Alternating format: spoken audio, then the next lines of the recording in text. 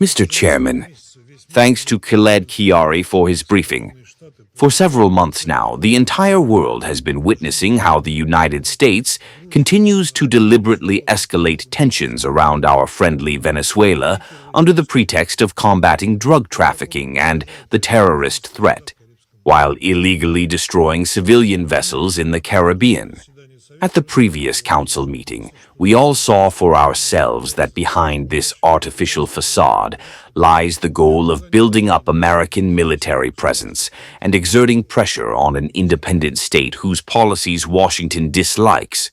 It seems the White House has decided to undo the long-standing practice of framing the need to fight terrorism as a justification for blatant aggression and interference in the affairs of sovereign states.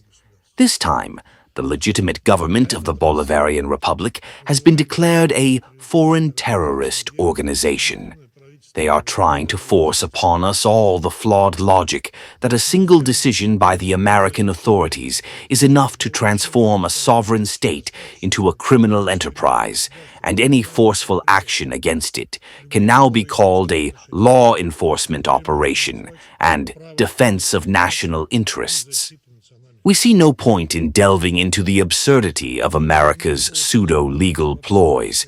They are so untenable and not even remotely consistent with international law, especially since Washington itself has frankly admitted everything.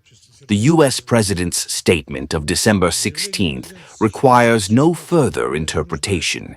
It is a direct claim to the natural resources and mineral wealth of another state, and an open, if not bravura, application of military, political, and economic pressure with the goal of changing an undesirable regime. The U.S. is already backing up these positions with acts of outright piracy aimed at seizing sovereign natural resources, as we have all seen over the past week. We strongly condemn the seizure of oil tankers by the U.S. military and the de facto naval blockade of Venezuela. The U.S. actions violate all key norms of international law, including the UN Convention on the Law of the Sea, Security Council resolutions, and the UN Charter itself.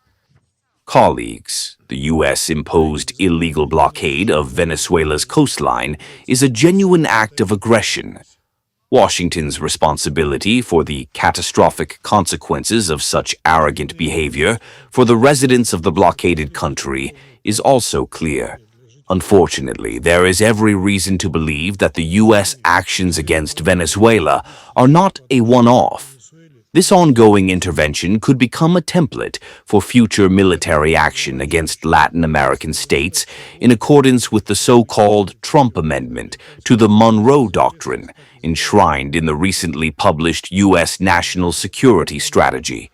This is an unambiguous signal to all countries in the region seeking to chart a sovereign course and independently determine their economic, political, and cultural systems. Washington is prepared to respect your independence and consider your interests only if you are willing to align with U.S. interests and pursue a course that benefits them. As soon as you attempt to implement something for the benefit of your people, you will be treated the same way as they are now treating Venezuela. So ask not for whom the bell tolls, it tolls for you. We reaffirm our solidarity with the Venezuelan people in the face of the trials they are experiencing, and our support for the policies of the Maduro government aimed at protecting the national interests and sovereignty of their homeland. We are convinced that all those for whom international law is not an empty phrase are obligated to stand with Venezuela.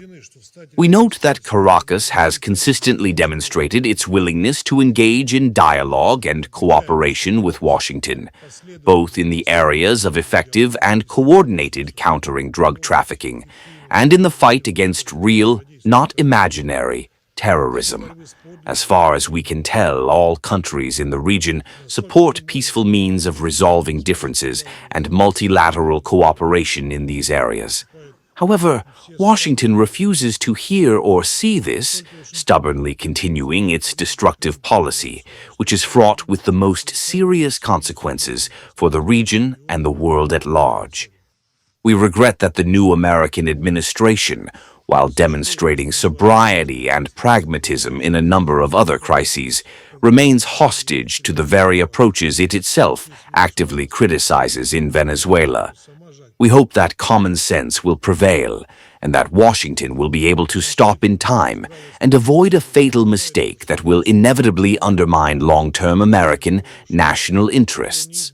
A full-scale armed conflict in Latin America, which remains a zone of peace, is the last thing humanity needs today, a world that President Donald Trump promised to rid of conflict. Unfortunately, the situation is not improving, and the United States, alas, continues to sow chaos in the Western Hemisphere, largely nullifying the positive impact of the new American leader's actions and initiatives, and calling into question his true intentions in the global context. Thank you for your attention.